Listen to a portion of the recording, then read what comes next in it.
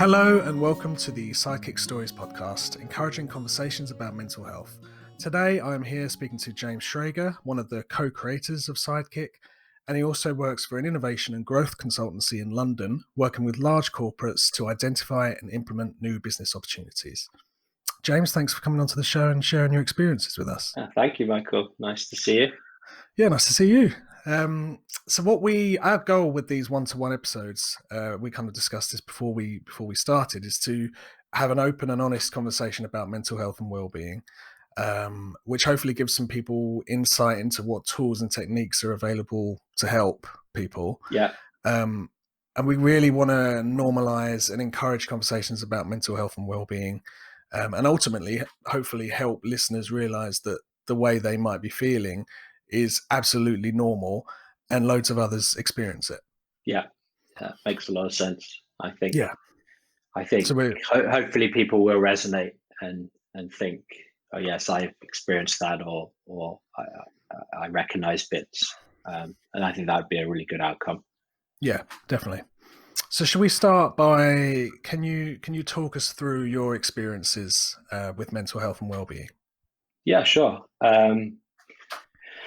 I guess your mind is with you from a young age, so I think a lot of the way I am now, a lot of my personality, a lot of my mental health struggles would be attributed to my childhood. I had a really good upbringing, but I remember struggling quite a lot at school, being bullied and lacking a lot of self-confidence.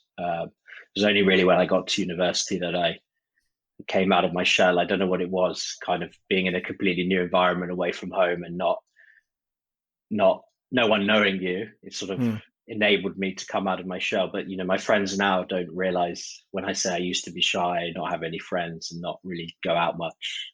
Kind of people don't understand that. But yeah, it started from quite a young age. Yeah, University's a fresh start, I guess, isn't it? It's a fresh start, yeah, and I think I very much went into it like that. I think I had a girlfriend at the time when I was doing my A levels, and I was kind of conscious when we started university that I didn't want to try and continue that relationship. I wanted to have that kind of fresh start, and see. But yeah, I mean, university wasn't without its mental health challenges. I think in the first year, I got into quite a serious relationship quite early on, and by serious I mean intense rather than the longevity. I tended to be quite an intense person when it came to and comes to relationships, and I remember that ended before the first term, or actually maybe January of the second term of university. And I remember actually being in quite a bad way, and I saw I actually had counseling at that time. So I had some experiences of mental health support, probably even from university. I guess never really thought about it as mental health. It's interesting growing up, and I think hopefully a lot of people will feel this way. And I touched upon this in the last podcast, but I'm not sure people quite understand what mental health is and how the way they're feeling and thinking every day is actually all mental health. So at the time, I just didn't think of these struggles as anything to do with mental health. I just thought this is just normal and part of growing up. But actually, now I say that, what is the difference? Why label it? I mean, that it is all the same thing. I started struggling quite badly in 2017. So my wife was 5 months pregnant with my daughter Charlotte. I was at the point at work where I was sort of transitioning from a sort of subordinate, to use this, like a junior member of the team, to more of a manager type role. So I was about to start a project where I was leading it as the lead kind of consultant with a junior person underneath me, which was kind of the first time. I remember that my wife and I had a bit of an argument because she'd been working really, really long hours, and she was 5 months or 6 months pregnant at the time. And I remember just being a little bit frustrated that I felt she wasn't looking after herself properly. So we'd had a fight, and she'd got up for work at 5 a.m. to get the really early train into London. Mm. And so that was hanging over me. I find whenever there's a sort of a tension in my life, especially between, say, my wife, who, is really my rock and my person that I really like to have a really strong bond with. That really affects my mental health. So I was on the train into London, so I commute in from a little village called Pangbourne, which is near Reading. I was on a packed train. I was sitting down in the seat, but it was really, really packed. And excuse me, I remember feeling like I needed the toilet, and thinking to myself, I can't. There's no way I could get there. The toilet was 2 or 3 carriages back. It was absolutely packed. And I remember just thinking, like, God, I'm gonna have an accident on the train. Like, what am I going to do? And I Mm. think that was probably my first time I'd ever had a panic attack. So I'd never experienced anything like it, but I could feel the blood rushing down my legs. I could feel myself getting sweaty. I was really, really panicked. It was one of those small commuter trains, so I had people opposite me, I had guy next to me, people opposite. Yeah. I was just thinking through, what am I going to do? Luckily, I managed to kind of just shut my eyes and go to sleep or kind of nod off. And then I got to Paddington, and I just had to run and go to the toilet. Um, but that was probably the start of a year or so of just horrendous anxiety. So the next day, the commute was even worse. I think for that first week, I had to use the toilet 4 or 5 times before I got to the office. So I'd go twice before I left the house in the morning. I'd be standing on the train platform thinking, oh my goodness, like, I need to go now. I'm not going to make it as soon as the train came. And it just really, really spiraled. It got to the point where I started this project, and I had to speak to my boss about it and just say, this is happening, and I don't feel comfortable going to client sites because they're unfamiliar. I don't know where the toilet is. Yeah. And yeah, I mean, it's sort of, I think it's hard for people to understand that type of anxiety. It's sort of, I remember when I told Matt about it quite early on, he sort of laughed and said, "Well, you live in London. There's always a toilet." But for me, it came on so quickly. And actually thinking about it, I've always had a problem with, or an anxiety around the toilet. So I've never liked to leave the house in the morning without having gone to the toilet. But Yeah. it's never affected my life in the way that it did. And yeah, it was just absolutely debilitating, really. I mean, I was still going to work, so I was still doing my job, but it was putting a horrendous toll on me as a person. And I remember some days just ironing my shirt in the morning and just crying and saying to my wife, like, I don't want to go to work. I can't do it. So Well, people's routine and morning routine and everyday routine is such a like comfort part of their life, yeah, absolutely. and knowing where things are, where toilets are, wherever where the things that you use on a daily basis are is Yeah, a big part of that comfort, I think, isn't it? So it makes absolutely. sense that you would worry, especially in London, where they charge to let you go to the toilet Yeah, in stations, don't they? So yeah. In it's not as Paddington, you easy have as to it sounds. pay. And then I used to get the bus from Paddington to Camden Town, which is sort of 40 minutes. And yeah, I mean, everything was just a struggle.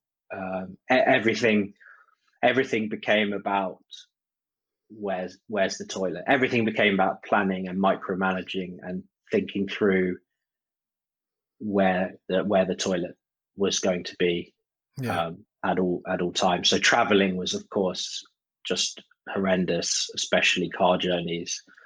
Going to client sites was also quite challenging, which is why I was fortunate we took the decision quite early on that I wouldn't do that. And then it was probably a month or two into that experience where I realized, I probably realized quite early on, but when I realized that, I need to sort this out, this is having a profound impact on my ability to live my life. And that's where I came across. So I was struggling to understand what it was, and actually going through the journey that I've gone over on the last 2 years, I've realized that actually my anxiety isn't about the toilet.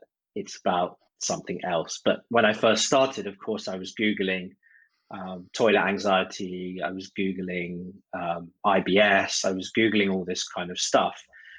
And I was in that situation where I was like, anxiety causes your body to go into fight or flight, which encourages you to go to the toilet because it wants you to be as light as possible to run away from the bear that's chasing you. That's the caveman thing. But my anxiety is about needing the toilet. So I'm sort of in this vicious cycle where my anxiety is making me need the toilet, which is then reinforcing my anxiety about needing the toilet and not being able to go. And I felt really, probably not at the beginning when I found this hypnotherapist and he sort of had experience and talked about how he treated people with this anxiety before. I felt quite positive. I think it was probably only after the third or fourth person that I saw that I really started to feel quite depressed about it and really thinking, is this what my life is going to be like for the next 60 years or however long. So I saw this hypnotherapist and it was quite good. It wasn't what I thought it was. I thought of hypnotherapy as what I'd seen on the television, like people people get called up from the audience and they're sitting on these chairs and then the guy's like, you're feeling sleepy, and then 3, 2, 1, when you wake up, you're going to be a chicken, and then people are doing all these funny things. And actually, my experience of hypnotherapy, actually, the guy I saw, I guess he wouldn't class himself as just being a hypnotherapist. He blended quite a few different techniques, but it was much more about getting your body into quite a relaxed state.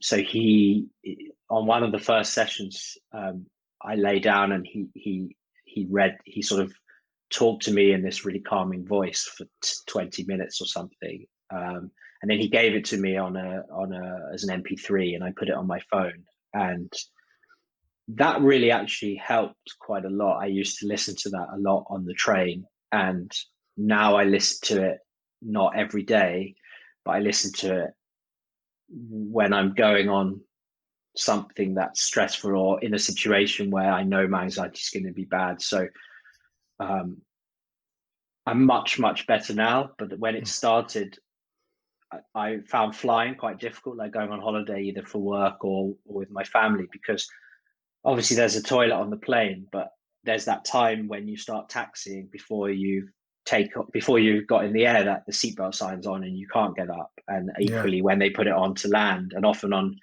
a transatlantic flight, when you're going overnight from, say, New York, they everyone gets up, wakes up, and there's a big queue for the toilet. So these things were kind of difficult. So it was in those situations where I would just put it on and shut my eyes and try and just not let my thoughts take over.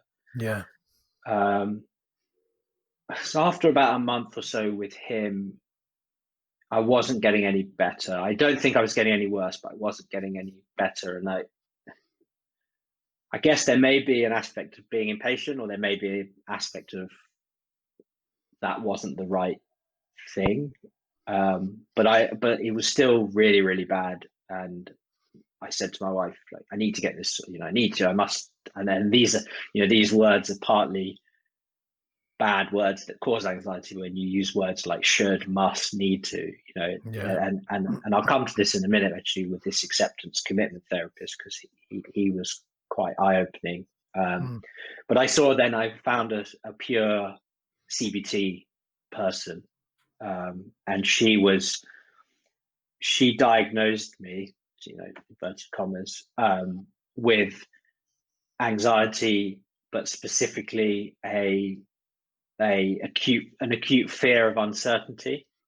And she showed me the textbook kind of definition, and it was me down to a T, actually, for even forgetting the toilet thing. It's like, before you go to a restaurant with a friend, you look up the menu and you decide what you want. Or if you and I were going to the cinema and you said to me, what do you want to watch? I wouldn't want to suggest something in case you didn't like it, and I'd be anxious that I would be assertive and say, I want to watch this film, and then we would go and you would hate it, and I would feel then like I'd forced you to do something that you didn't want. So actually I could recognize a lot of this in my my life.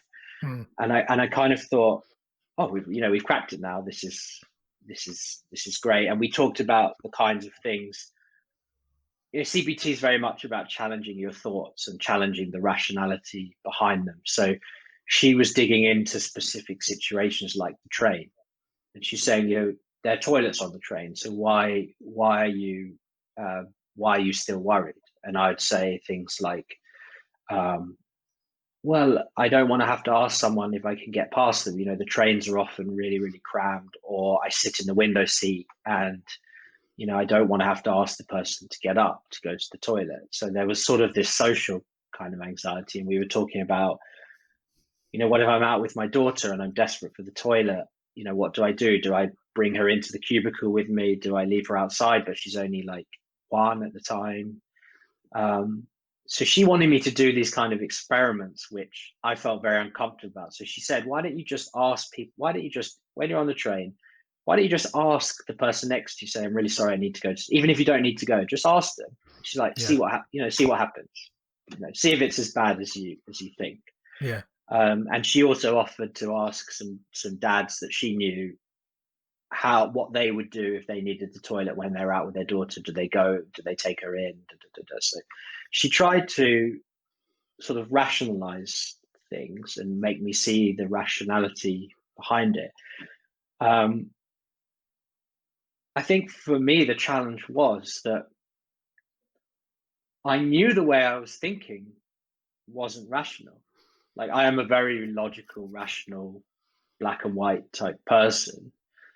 I knew the way I was thinking was completely irrational, but I didn't know how to change it. Like, if I had a sensation in my stomach, like I needed the toilet, that feels really, really real. And no matter how much I tried to count the number of stitches on the seat headrest in front of me or rationalize it, the kind of fear and panic like really, really just sets in, and then it's really difficult to get yourself out of that mindset.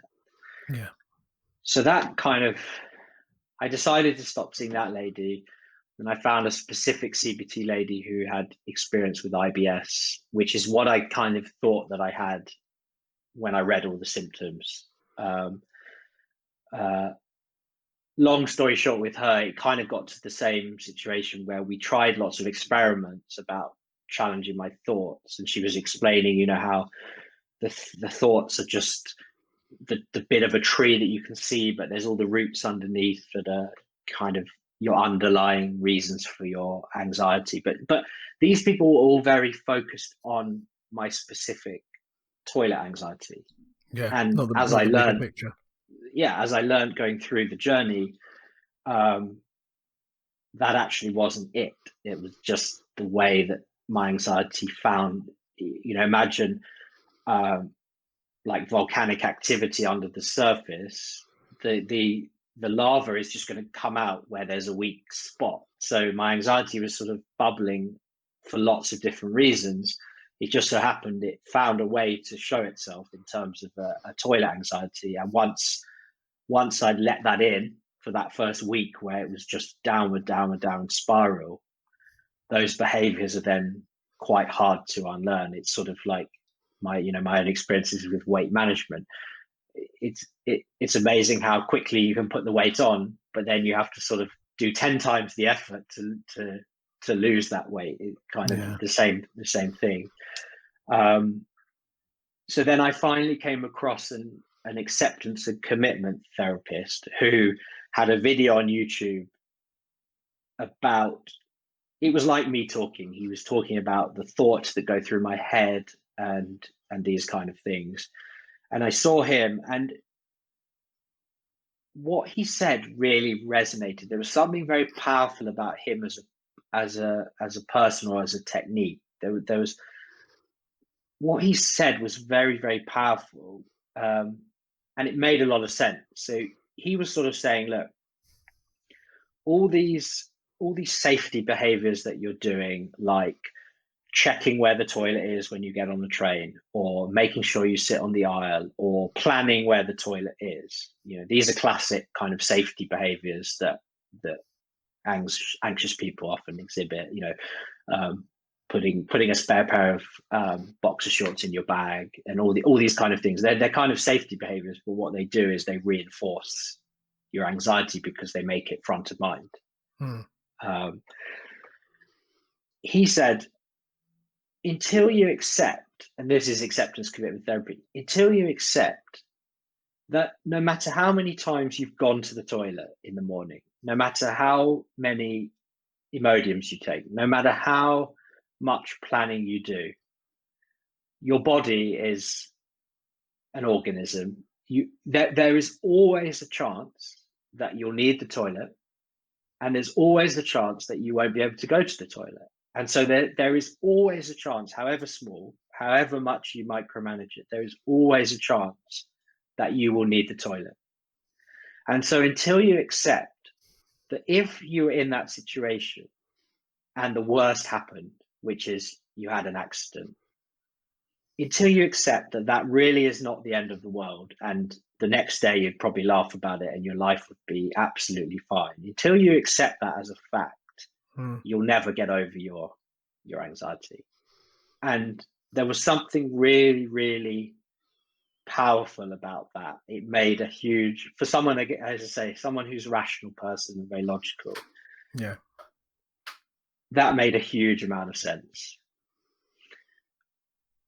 The challenge was, what can I practically do? Like, how do you get into that mindset? It's very easy to say, it doesn't matter. But if you're sitting in a meeting at work with people you see every day, the thought of you having an accident in front of them is horrendous. I mean, so it got to the point where I was really enjoying seeing him, but I wasn't seeing any benefit. I wasn't feeling any better, and I wasn't able to practically implement it. And he gave me some audios like the first guy, actually, and some sort of relaxation type things, but with a bit more direct messaging. But it just wasn't. I just wasn't feeling any better. And by that point, this was, I think, May or June 2018. So my daughter was now 3 months old or something. I had sort of planned my life and my days and everything so well that I was kind of not, I was back to a new normal, to use this word that everyone's using at the moment. I stopped getting the small train into London. I used to go from Pangbourne to Reading on the small train, and then I used to get off and get on a fast train to London, because it didn't stop after Reading. So I knew that once I was on the train, it wouldn't get any busier. I was next to the toilet. I had a seat. So I kind of had planned all this stuff. Before a work call or a work meeting or a journey, I would just go to the toilet just in case. I was doing all this kind of, I would take Imodium when I was going to a client site or when I was traveling to the airport. So I kind of got to the point where I was in my head managing this anxiety, and it just became a normal way of life. But of course, I Yeah. wasn't better at all. This was all just um, me tricking myself that I was better Mm. because I was doing all these safety behaviors that were just constantly reinforcing things. Um, and then a few months went by. I was I was at work. I was quite stressed at work. I'm very bad at spotting a good piece of work for myself. I need someone to say it's a good piece of work for me to recognize it. So I'm always apprehensive when I show someone a piece of work. I'm always anxious about, have I done the right thing? And I'm always thinking in these kind of all or nothing terms. Like I'm always thinking like, if I do a bad piece of work, then Chloe and Daniel, my bosses at work, will just think I'm an idiot. Like forgetting all of that trust, all of that relationship that's been built up, and the respect and the trust and the good work that I've done. For me, everything is kind of all or nothing. It's like if I don't nail this and I say the wrong thing in the meeting or I deliver a bad piece of work, then that means I failed. That means Chloe and Daniel are going to think, why did they hire me? All this kind of stuff. Yeah. And um, it got to the point where I actually had probably, I don't know if it was a breakdown or what it was, but um, I was I was about to start a new project at work. I was leading it, but this was a couple of years down, so I'd led other projects. I was much more confident from that perspective. Um, but we'd had a call on a Wednesday about this project. The client was super intense. We had a kickoff workshop on the Monday or Tuesday the following week. But I was off Thursday, Friday, Monday looking after my daughter. So I knew I didn't have a lot of time to get ready for it. Um, so we had this call, and my boss said, Chloe and Daniel both said, "Oh, let's prepare this for the meeting on Tuesday." And I was just like panic. I was so stressed. I was thinking, I can't do this. I don't have enough time. Like, when am I going to do it? So Mm. I left on the Thursday feeling already quite apprehensive about Tuesday. I was apprehensive because I'd never been to the client's site. I didn't know where the toilets were. It was a 3-hour workshop. I was thinking, do I drive? Do I get the train? Then my colleague wanted to meet in Slough before the meeting. And she said, let's just meet at the station in Starbucks. And I'm thinking, God, well, you know, maybe I won't be able to use the loo. All these kind of things. And then I was out having dinner with my daughter the night before the meeting, and the client sent through this whole load of pre-reading like the night before. And I was reading through it and I was thinking, God, I thought he had all this documentation, had all these processes, all these ideas. And I was thinking, God, this is the project. Like, this is what we're meant to be doing. So now I'm even more insecure. I don't know what we're meant to do tomorrow. Now I'm like really, really like anxious.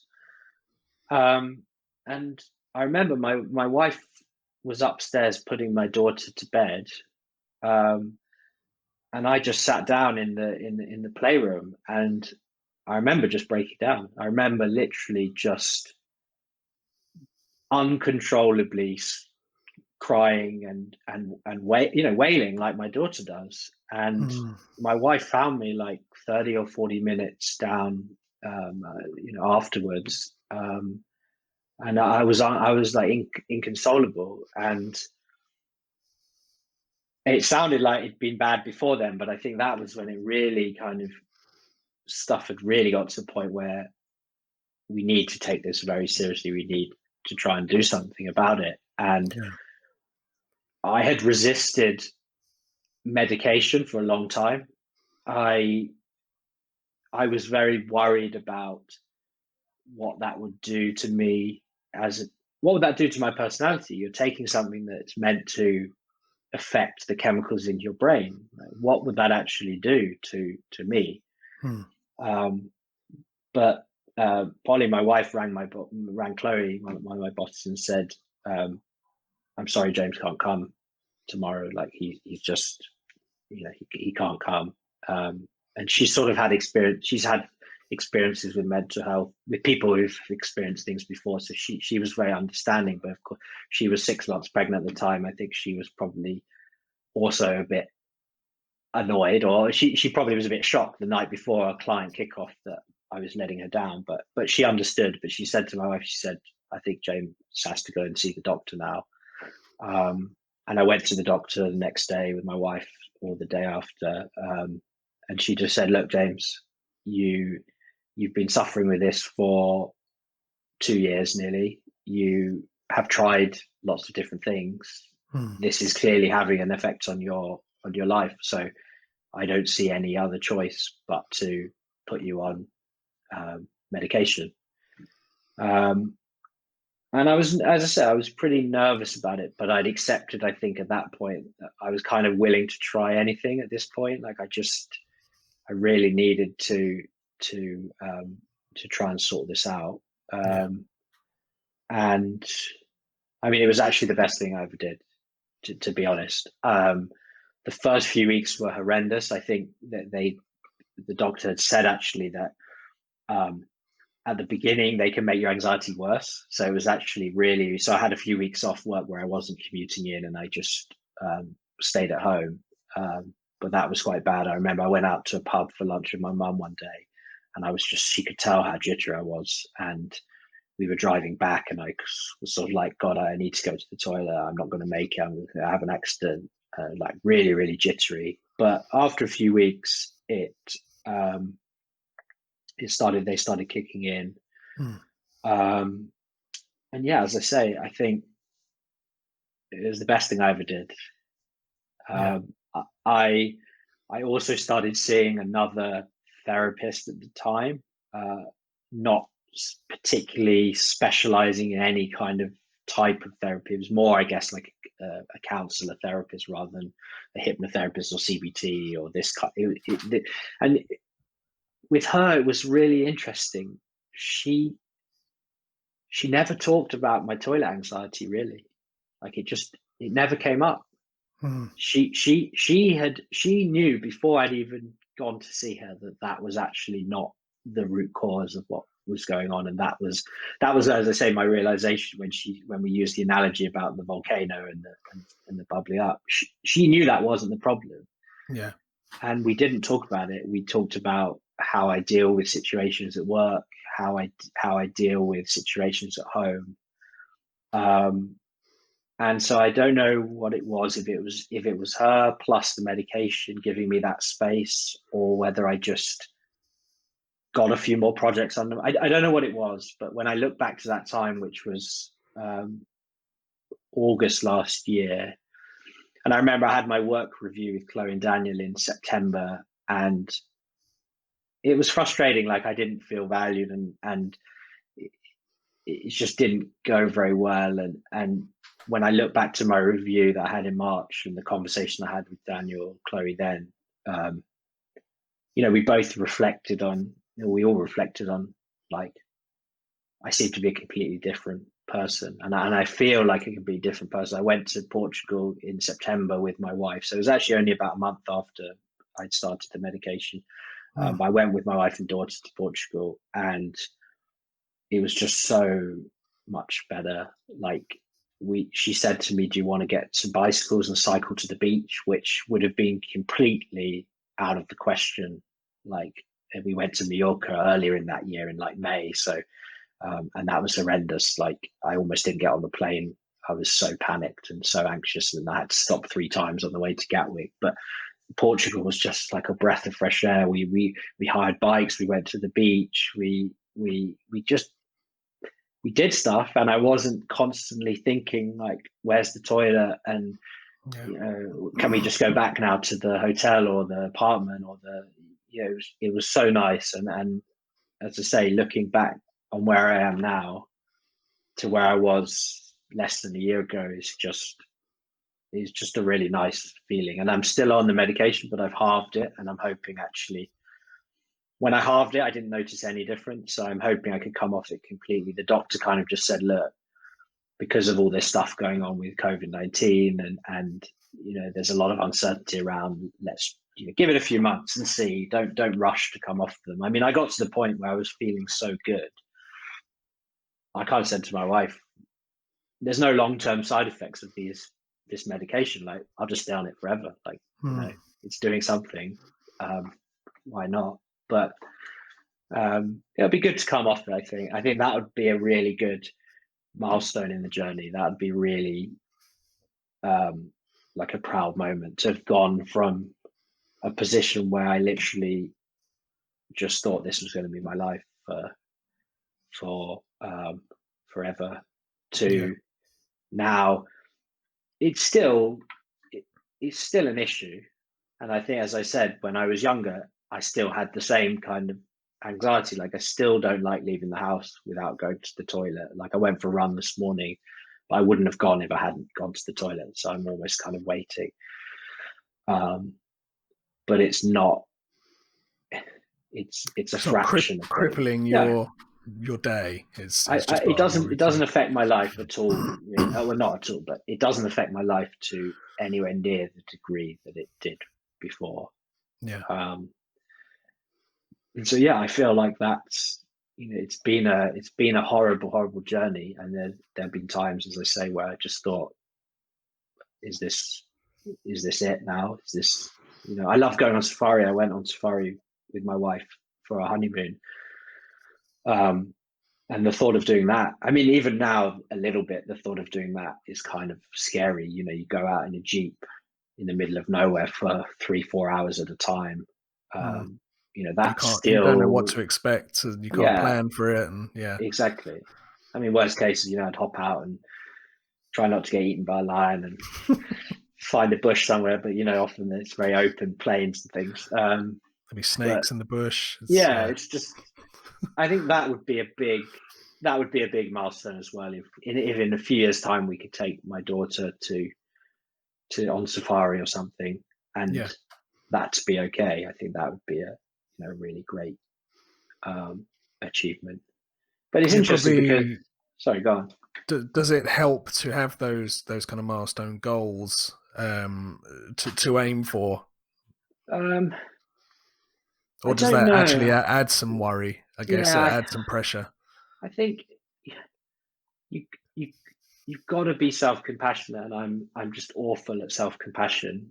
I'm my own worst enemy, and I think if you set yourself goals with this kind of thing, that it might have the opposite effect. I don't know. I've not really tried to set myself goals, but what I've tried to do is, and this doesn't apply to just anxiety, this applies to everyone should really do this in their life in general, but recognizing a big deal when it's a big deal.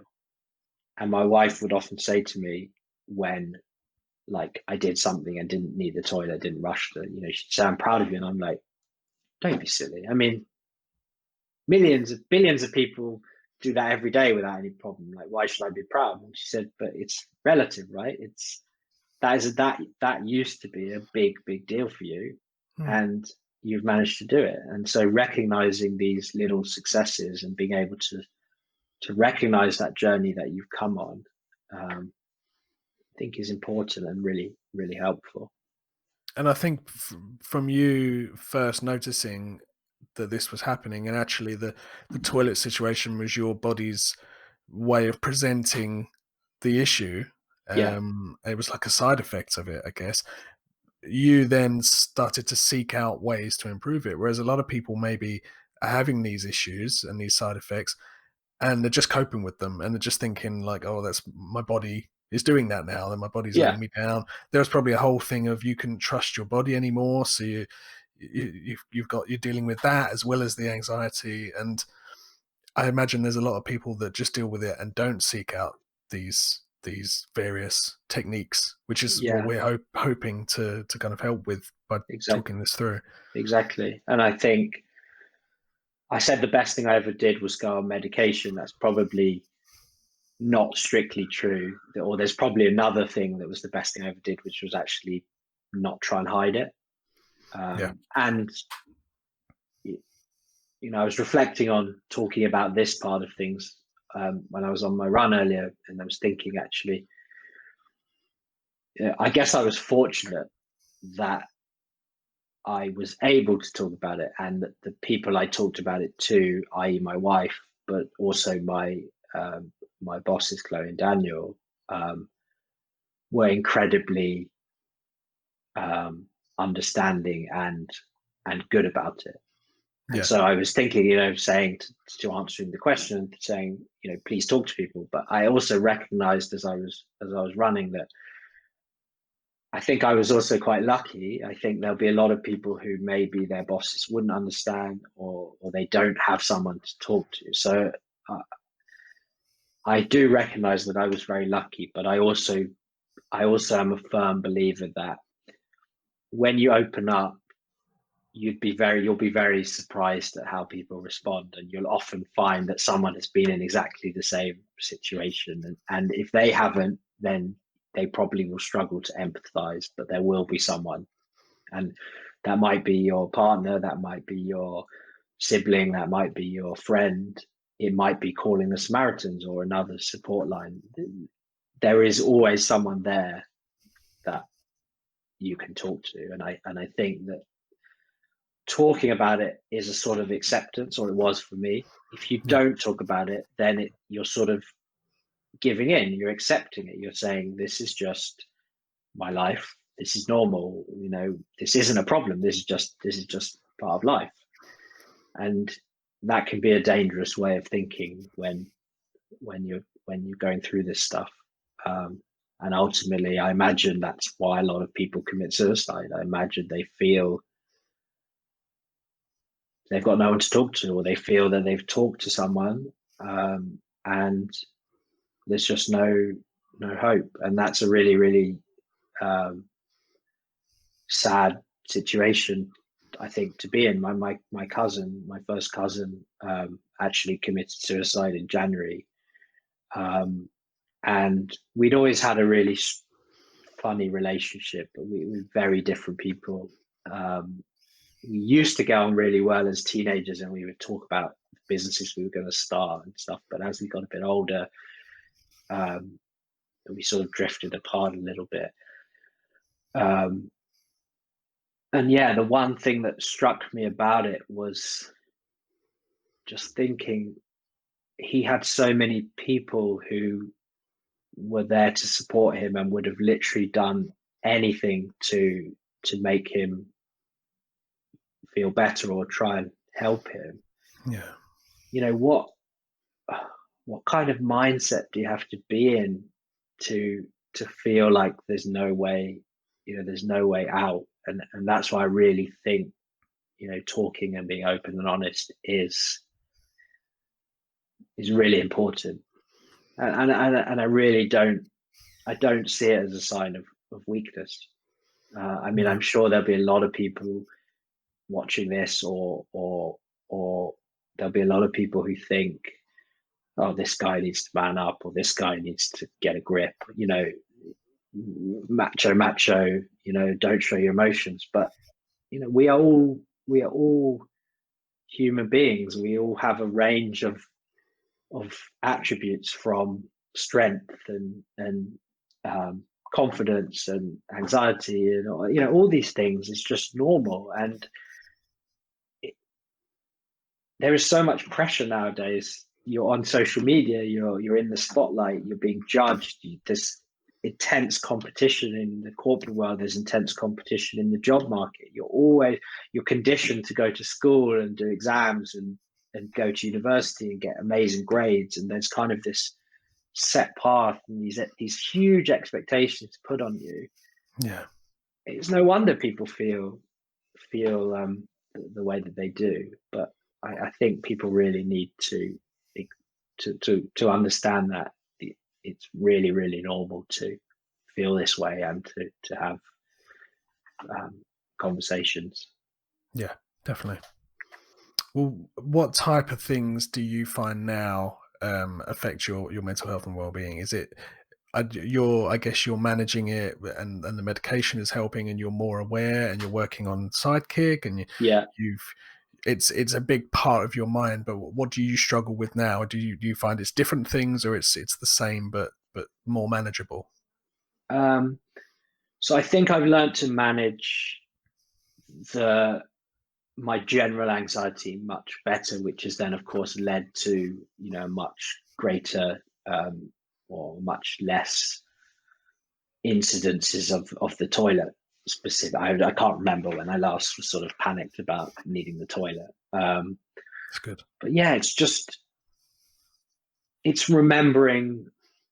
And I started writing down some coping statements because it's easy to forget these things as well. And I like to be reminded, and I like to remind myself before a big, and I say big, this is again a big work meeting. But by saying it's a big work meeting, you're already putting all that pressure on yourself. So I have things that I've written down, like, you know, if this meeting goes well, your life goes on. This is not the most important thing in my life. Mm. You will do your best, but um, that's all you can do. And just trying to put things in context and saying things like, if you say the wrong thing, it doesn't undo all the good things you've done, all the positive things that your boss and your clients, everyone, respect you and like you for. This is just one moment. Everyone's human. And actually, one of the things the acceptance commitment therapist talked about was using these words like should and must and need. And that really resonated as well. And I try and do that now in my day to day. I try and rephrase the way I'm thinking. So, he would use an example when he was trying to explain it. You know, um, it's about I would prefer, or I would like. So I would like this meeting to go well. I want to do my best. I hope that I do a good job. I've prepared for it. I would prefer that this meeting goes well. But if it doesn't go well, I'm okay. Yeah. I'm okay. Life's okay. And he used the example of him as a therapist. He said I could be sitting here going, oh, I must make James better. I hope he likes me as a person. I must help him. Or I say, I'd love this session to go well. I'd love James to feel like I'm the right person for him and to use me as his therapist. But I accept that I can't be right for everyone, that people don't get on with everyone, and there's nothing more than that if it doesn't happen. Whereas I would often dwell on, did I say the wrong thing, or have I upset this person, or did I say something silly? And I would bring it up with Daniel and say, oh, I said this. And he goes, I didn't even I didn't even remember you saying that.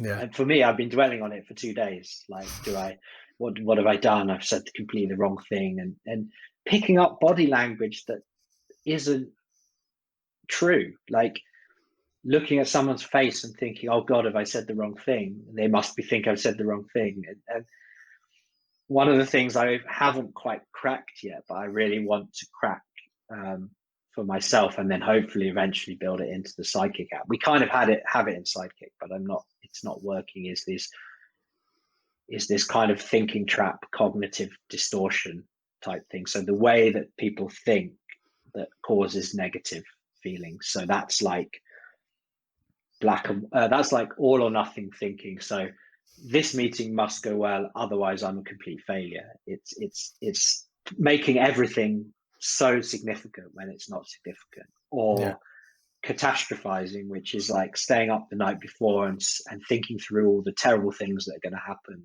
the next day. And there's black and white thinking. There's mind reading. So, oh, I sent Daniel a piece of work to review this morning, and he hasn't replied to an email. He must think it's a terrible piece of work, and he's trying to figure out how to tell me that without upsetting me. Yeah. These are things that you would sit there all day worrying about stuff, wasting all that energy, and it's all in here. Like I read an interesting quote, and I've come across tons of interesting quotes, but your thoughts are not reality. Your thoughts are your interpretation. They're a combination of your experiences to date, your personality type, the situation you're currently in. They are not reality. And one of the CBT exercises that a lot of therapists do is this helicopter view, or this kind of, what would a neutral person say about this situation? So you're thinking this, but if you ask Michael, who is completely independent and hasn't got any involvement in it, how would he react to the same thing, to try and bring some objectivity to it? Sorry, I probably rambled a bit. I can't remember the That's first good. question, but the coping statements I Yeah. use a lot. The relaxation audio from the first person that I saw, the hypnotherapist, I still find incredibly useful in certain situations. So I will listen to that if I'm feeling particularly anxious about a certain situation. And then the last lady that I saw gave me a breathing exercise to do as I think I talked about this on the last podcast, but a 4-4-8. So 4 seconds in, hold, and 8 seconds out. And so I try and do that every day, and that sort of naturally relaxes the body. Did you do that in the morning? I do that in the morning. I tend to do it like as soon as I wake up, but I've also done it at other times during the day when I felt myself get quite anxious. But it's easy to forget it. Like now that I'm doing well, it's easy to not do it every day. And I think people need to realize as well with mental health that you need to think about it as if you don't go to the gym and you eat lots of bad food, you're going to get really fat. And if you don't take that time to work on your mental health, then you can easily regress back, because these are hardwired DNA, personality, upbringing.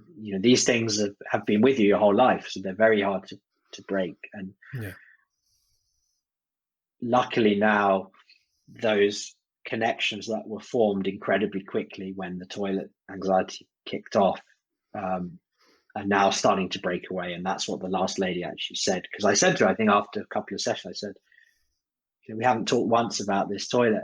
When are you going to start talking about that? And she said, it's nothing to do with that. And then when we got to the end of our time together, when I felt that I'd really got to a good place, I said, I'm still thinking about this a lot. It's still, hasn't gone. And she said, yeah, but slowly your brain will just sort of rewire itself.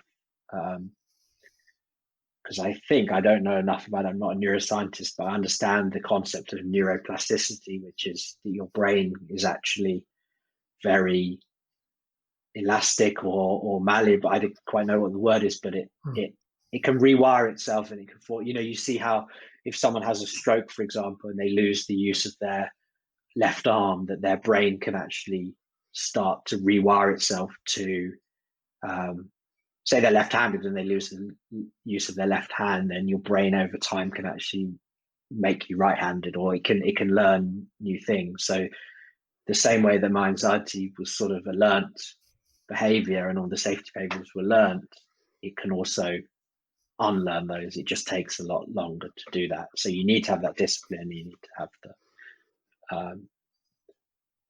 the knowledge and the discipline to do it. Yeah, and maintain the things that you find help in some way. Keep it going. Exactly, keep it going, and also getting better, I think, at recognizing when you are in a bad place, or you can feel yourself slipping back into old behaviors, or you can feel yourself getting to those positions. Just trying to catch it a bit earlier and be a bit more proactive with these things. And I think that this is probably a conversation for another episode. I know we were talking about doing kind of a parenting one and stuff, but I do struggle still at the moment with being a parent, and probably more from the time management side of things. Like, I feel this continual pulling in lots of different directions, and I personally find it more difficult because I don't just have my day job where I work during the week. I have these other projects, whether it's sidekick or whether it's something else, that means there's always something that I need to do, but I have the tension between, well, it's Saturday morning now. Am I doing this podcast, or am I going to go and spend the time with my family? And okay, I'm going to go now and spend the time with my daughter. But in my head, I also want to be doing psychic stuff, or I also want to be doing my own thing. And so I think it's really hard as a parent to juggle everything that's going on, and add to that a lack of sleep, and a perpetual sleep deprivation, which just, you read the literature on sleep deprivation, and it's actually just shockingly scary. Like, you sort of, to the point where I'm like panicked now if I don't have enough sleep. Yeah. But as I say, we can talk about that on our dad's episode that we'll hopefully record Parenting in the special. future. Yeah. I think this coronavirus lockdown situation has even made it clearer what a challenge it is for me, juggling being a parent and a husband and working on my own side projects. There just isn't enough time, and I think when you're in your routine 4 months ago, when we were in our kind of normal world routine, that seemed like the normal. But then all of a sudden, when your child's at home all the time with you, that time that you used to spend is just shrunk. And it's a very intense. It's been an intense few months for a lot of parents out there. And I think we definitely should do a little spin-off dad episode or parenting episode, because I think that is probably the cause of a lot of mental stress at the moment. Absolutely. And I think, people would resonate with some of the things that we've been going through in that period as well. Yeah. But then you've got the side where you feel bad. You don't want to complain about being a parent because you signed up to do it. So it's a whole mixture of emotions, I think. Yeah. Which gets you into the sort of postnatal depression, but also that can be in men as well, where, as you say, you chose to be a parent, but maybe you're not enjoying it as much as you thought, or you didn't realize it was going to be as hard as you thought. And then you feel guilty if you're snappy with your wife, or you're snappy with your partner, or you're snappy with your child. But I think what I try and remember is that we are all human, and you get a good night's sleep. I wake up, I feel completely different, and it's not a systemic issue in your life. It's not something that you need to go, I need to change this. And you can't change it, because your kid is there, and unless you leave, you can't change it. Just got to adapt. I think you've got to adapt, and you've got to be self-compassionate. And as I said earlier, I think that's still a massive struggle for me personally, is not beating myself up. And actually, we didn't have time to talk about it, but I used to be an entrepreneur with my technology apps before I moved into consulting. And I'm 100% sure that my mental health, the pressure I put on myself, the pressure to conform to society, and get a real job and all this kind of stuff, 100% contributed to me ultimately not packing it in, but deciding, it was time to get a real job. And what is a real job? Like, what is it? And you're seeing my friends in normal jobs, moving up the ladder, and there am I still kind of tinkering away, trying to find my place. As I said, society has conditioned you to follow this path. And so I kind of felt guilty. I felt like I was just having fun and not actually working. And I was my own worst enemy with it. That was ultimately why I probably ended up getting a proper job. I think the entrepreneur community, there is massive levels of mental health issues because it is such a high pressure kind of career, and I think I think we could probably interview entrepreneurs, and they would be able to go in depth into Absolutely. what they face choosing that as a career path, and Yeah. how many of them actually stay in it for their lifetime. I don't Yeah, know. exactly. I think a lot of people go into it when they're not, like I started when I didn't have a family, as I had a wife, but I didn't have a mortgage. I didn't have a kid. So it was kind of a good time. Yeah, Um, so then a lot of people put off then forming relationships or having kids because they're so engrossed in their own business. It is their baby. yeah, Or they try and do both and then they feel guilty when they can't do both. And then you feel like you're not doing either properly. Yeah, yeah, my wife says to me now, I'd rather you spend a couple of hours on a Saturday morning working, and then when you came to spend the rest of the weekend with us, you were with us, rather than being in the room, but your brain is somewhere else because you want to be doing your work or something yeah. else. And you're trying to Um, multitask on your device, on your phone at the same time, and yeah, it's which can't be good for your mind, because you're constantly in no, 3 or 4 different exactly. places. And I've got an Apple Watch. I love Apple. I love my Apple Watch. But I think it was a couple of days this week where I didn't wear it. I forgot to put it on, and I actually was thinking, this is good. Like my watch isn't vibrating every minute with Slack and WhatsApp and emails and all this stuff. Actually, I'm able to focus a little bit more. So I'm thinking about actually not wearing it Yeah, on a day-to-day basis now and using it for exercise or something.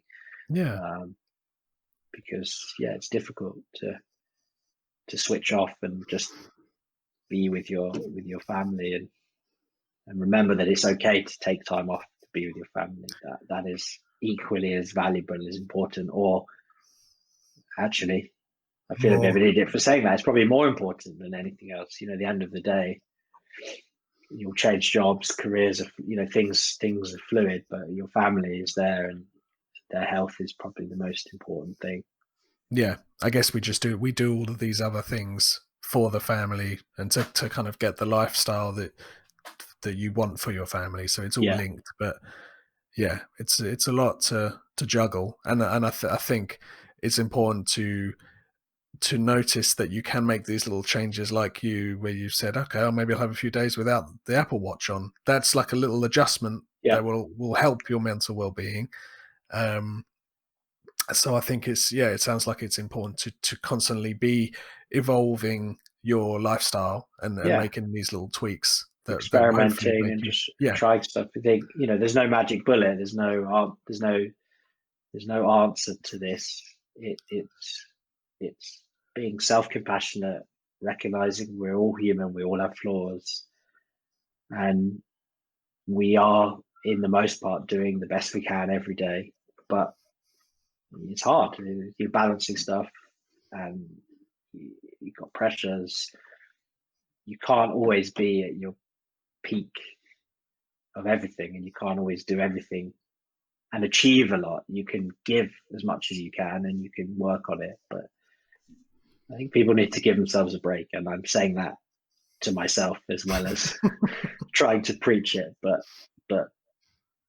not giving myself a break has been and continues to be my biggest uh, crutch or my biggest challenge, yeah, and the thing that ultimately causes all of the negative emotions is these unhelpful thoughts. And that, as I say, that's what I'm trying to work on: is can I develop new exercises or new techniques that take that kind of CBT theory but make it accessible and make it something that I would actually use. Like when I feel myself thinking I've said the wrong thing or done something silly, that I can actually go through it. Because the CBT worksheets, to be fair, are quite dull. I mean, it's literally a question with a box and you fill it, and maybe that's the only way you can do it. You have to take the time, you have to sit down, you have to fill in the answers on paper. Maybe that is the only way.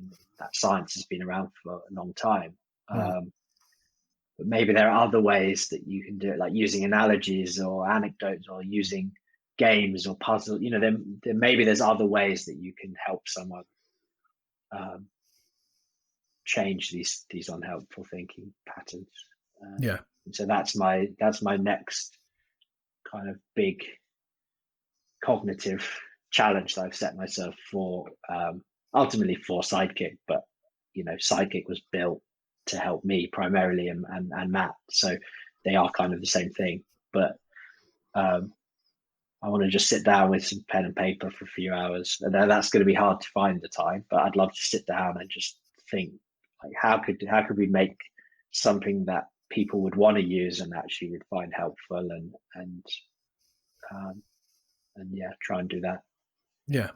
I think we should definitely do a follow-up episode on some of the tools and techniques, because you've had Yeah, a really good amount of experience with different tools, techniques, different people you've seen. And CBT alone is such a massive topic. yeah, Um, exactly.